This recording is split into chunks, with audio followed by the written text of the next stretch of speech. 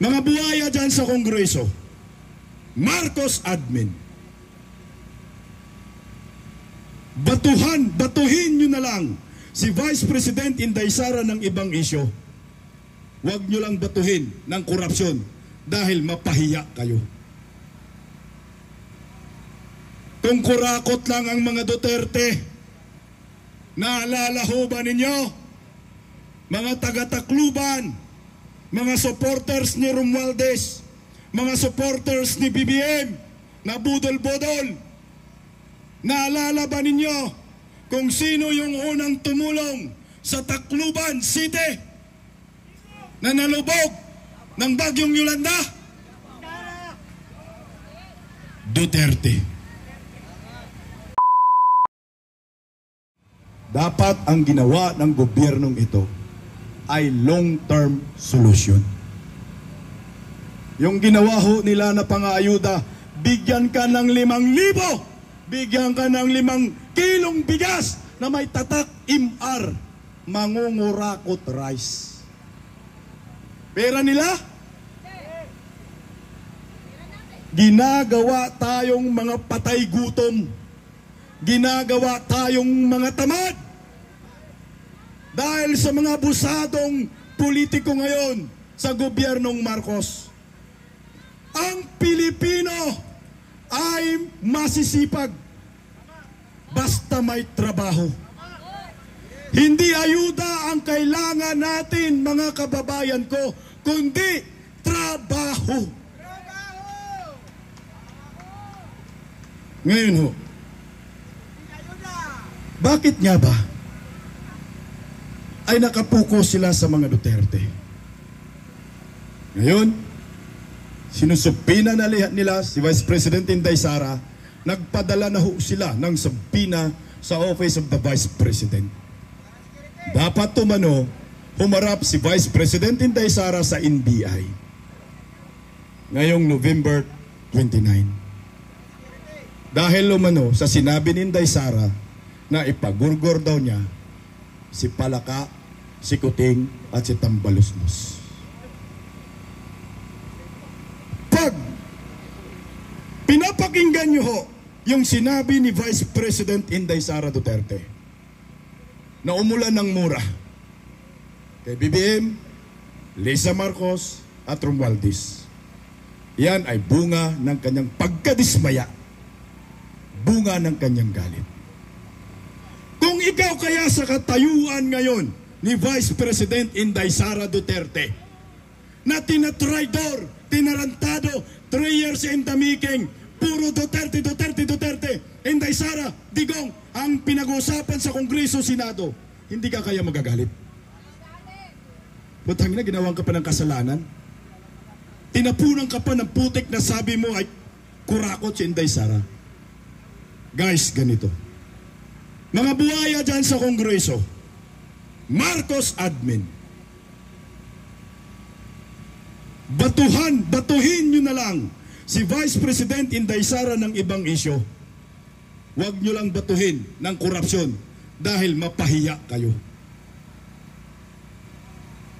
Kung kurakot lang ang mga Duterte, naalala ho ba ninyo?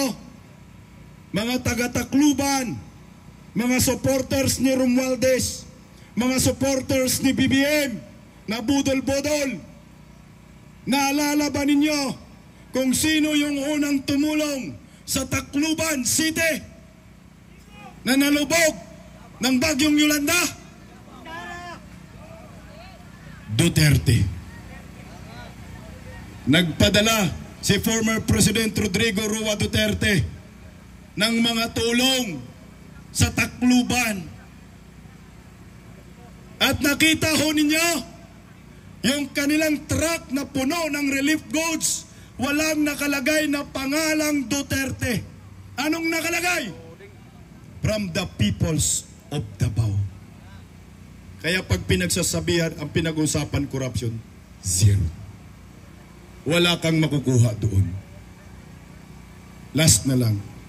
Gusto ko pong itackle ito, guys. Kasi nga, ito yung pinaka-main issue na pinupukol ngayon kay Vice President Inday Sara Duterte. Confidential and intelligence funds. Galit na galit sila dyan. Sa maraming Pilipino, sana ho, maintindihan ninyo ngayon ang aking sasabihin sa inyo. 125 million pesos di mano na confidential and intelligence funds ginastos ni Vice President Inday Sara Duterte sa loob lamang ng 11 days. Ito po yung sagot ko sa inyo. Sino ba ang nagbigay ng 125 million pesos? Sino? Si Bongbong Marcos. At bakit niya ibinigay ng 11 days na lang bago matapos ang taong 2022? Binigay niya ho ang 125 million pesos sa Office of the Vice President December 19. Tama? 2022. Ilang araw na lang ang natira bago matapos ang taon na yan. 11 days. So ngayon, nasa batas na dapat ang pundo ng isang ahensya ay dapat ma-disburse mo, may gastos mo bago matapos ang taon. Kasi pag hindi mo magastos yan, maibabalik po yan sa Treasury, National Treasury. Si Vice President Inday Sara Duterte, alam niya gumamit ng confidential and intelligence funds. Meron siyang satellite offices na napakarami sa buong Pilipinas. Take note, first time in the history na merong isang Vice President of the Republic of the Philippines na nagkaroon ng mga satellite offices, Luzon, Visayas, and Mindanao. Kaya kung sabi mo ho, paano ginastos yung 125 million, madali ho lang talaga yan. Dahil sa dami ho ng kanyang satellite offices. Ngayon ganito. Ang sabi ng mga kongresista na mayroon daw isyo sa paggamit ng 125 million pesos. May misuse funds daw. Na-audit umano. Alam niyo ho ba, hindi po lahat ng 125 million pesos ay merong nakita ng audit na misuse funds. May kaunting halaga lang ho. Pero, tapos na ba ang ginawang audit ng Commission on Audit sa Office of the Vice President? Ang sagot dyan ay, hindi pa. Ang ibig sabihin nito, hindi nyo pwedeng sabihin si Vice President Inday Sara Duterte ay kurakot at gumamit ng pondo na hindi nakaayon sa batas. Dahil hindi pa tapos ang pag-uudit.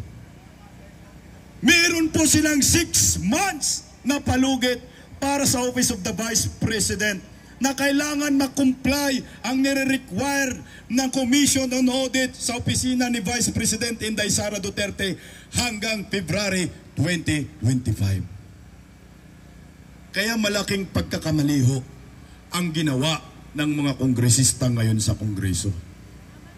Ang trabaho ng Commission on Audit ay tinarbaho na ngayon ng mga kongresista.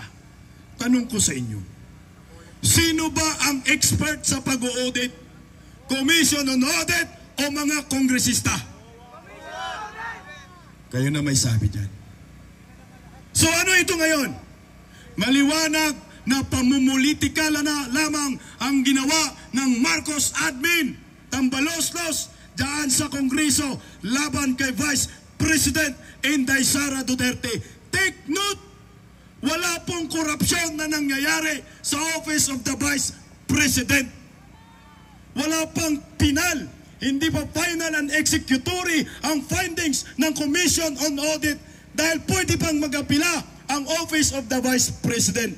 Pero anong ginawa ng mga kongreso ngayon, ng mga kongresista ngayon kay Inday Sara?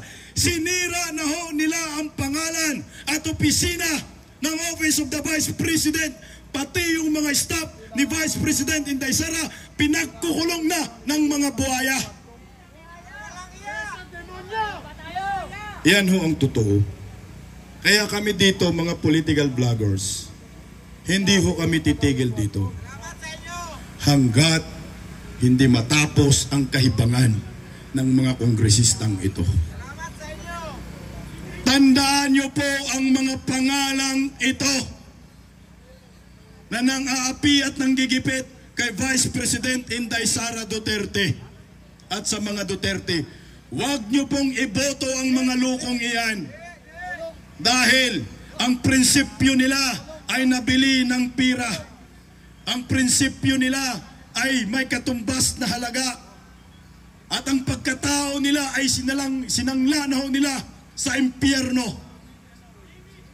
Hindi po dapat sila manalo muli ngayong 2025 election, midterm election.